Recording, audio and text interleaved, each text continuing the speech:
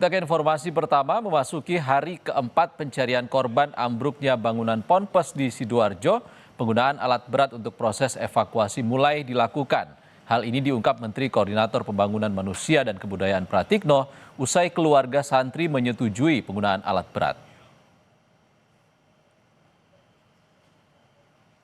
Penggunaan alat berat untuk proses evakuasi disebutkan Menko PMK Pratikno dilakukan setelah mendapatkan persetujuan dari seluruh keluarga korban santri. Kesepakatan ini dicapai setelah tim SAR gabungan menjelaskan kepada keluarga korban santri perihal perkembangan pencarian setiap harinya.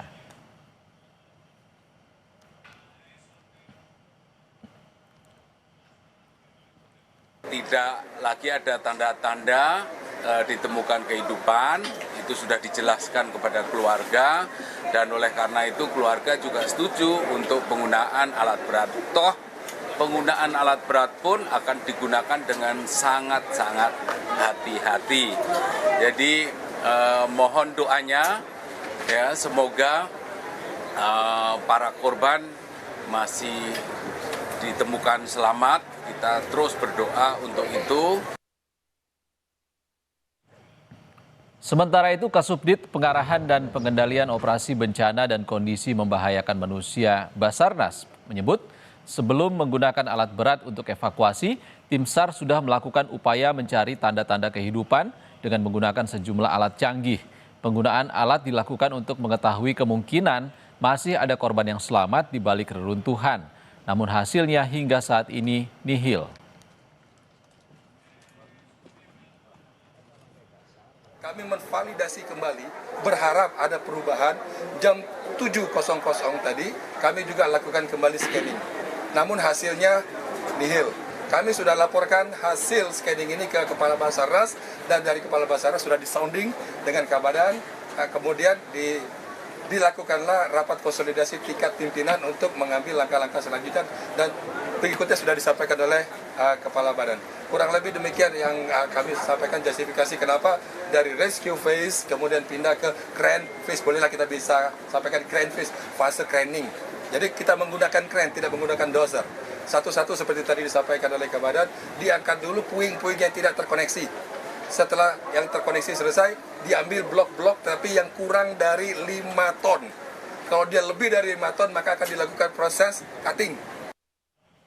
Dan berdasarkan penjelasan Basarnas, tim SAR gabungan telah melakukan 3 kali reassessment atau upaya mencari tanda-tanda kehidupan, kemungkinan masih ada korban yang selamat sebelum mengerahkan alat berat untuk evakuasi. Upaya mencari tanda kehidupan dilakukan sejak 1 Oktober pukul 22.30, namun hasilnya nihil. Kemudian tim juga kembali melakukan reassessment di tanggal 2 Oktober pukul 2 dini hari tadi, namun hasilnya kembali nihil. Dan yang terakhir pada pukul 7 pagi tadi, 2 Oktober, yang hasilnya juga nihil.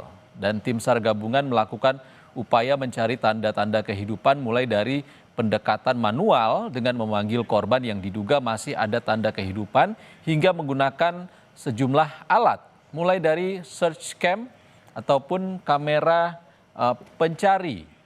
Dan ini digunakan untuk mencari korban yang diduga masih hidup di dalam reruntuhan.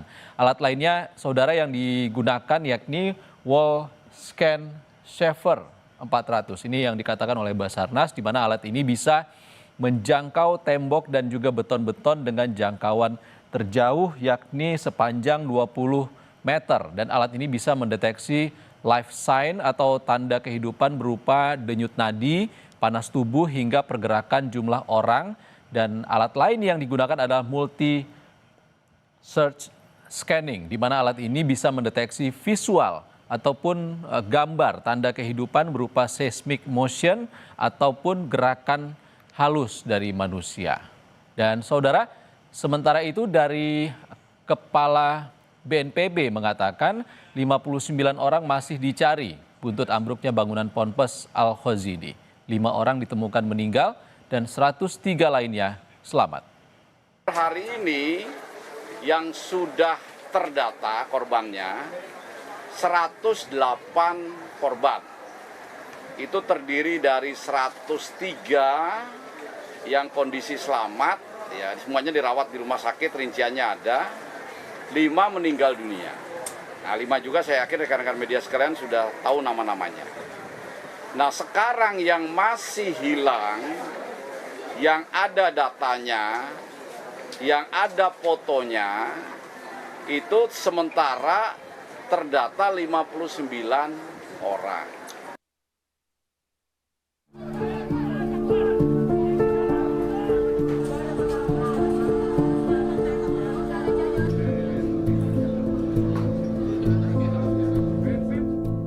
Doa dan harap jadi satu tarikan nafas di sekitar reruntuhan Pondok Pesantren Al-Khozini Sidoarjo. Keluarga santri rela bertahan di posko SAR gabungan demi mendapat informasi terbaru proses pencarian. Listiani jadi satu dari sekian banyak keluarga wali santri yang masih bertahan di posko SAR. Menanti kabar sang keponakan Raffi Catur Okta Mulia Pamungkas yang belum juga ditemukan. Banyak yang belum ketemu, Pak. Banyak. Kalau ibu sendiri menunggu siapa? Raffi, Itu siapanya ibu? ponakan saya. Sudah berapa lama di Ponpes? Saya. Keponakannya. Oh, baru 2 bulan. Kalau ibu sendiri sudah menunggu berapa lama di sini? Dari kemarin, tapi kan pulang terus ke sini lagi. Pencarian terus berlanjut, tapi tim harus bersiap menghadapi kemungkinan terburuk. Sampel DNA dari keluarga santri mulai dikumpulkan. Nantinya, sampel DNA ini akan dicocokkan dengan korban yang hingga kini belum dievakuasi dan belum teridentifikasi dari runtuhan bangunan pondok pesantren. Final memberitahukan kepada keluarga bahwa alat berat akan diturunkan, kemungkinannya seperti apa nanti masih ada dalam proses pertemuan atau rapat dengan tim Basarnas. Keluarga akan diminta DNA ya Mas, jadi tes DNA, jadi dari pihak keluarga kandung ataupun orang tua kayak gitu. Dari data sementara BNPB, 59 orang masih dicari buntut ambruknya bangunan Ponpes Al-Khozini. Sementara 5 orang ditemukan meninggal dunia dan 103 lainnya selamat. Tim Liputan, Kompas TV. Saudara, lantas bagaimana teknik evakuasi menggunakan alat berat agar tidak membahayakan korban dan juga tim SAR?